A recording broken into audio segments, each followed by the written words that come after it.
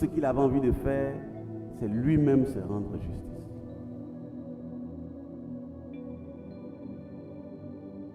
Mais le sang, mais la vérité s'est présentée. Et alors, comme on l'a vu, la conséquence aussi. Verset 11, la parole dit: maintenant tu seras maudit, loin du sol, qui a ouvert sa bouche pour recevoir de ta main le sang de ton frère. Quand tu cultiveras le sol, il ne te donnera plus sa richesse. Tu seras errant et tremblant sur la terre. Conséquence. Chaque fois que tu rentres en tort, chaque fois que tu commets un outrage à une personne, la conséquence s'élève pour enlever tout bénéfice, pour enlever techniquement la bénédiction que tu dois avoir. C'est pourquoi dans notre Père, le Seigneur nous rappelle, et ne nous laisse pas entrer en tentation, mais délivre-nous du mal. Et on parle aussi du fait de pardonner. Pardonne nos offenses comme nous pardonnons aussi.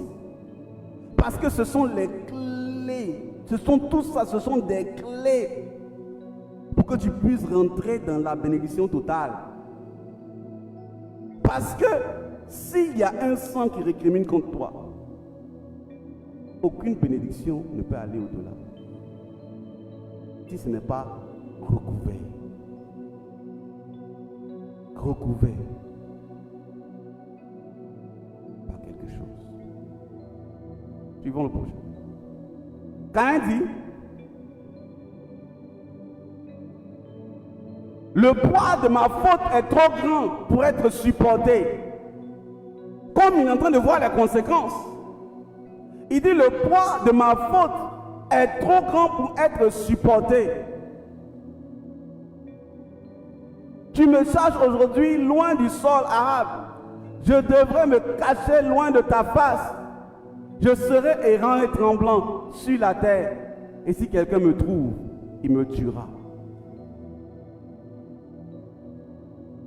On revient encore sur ce point.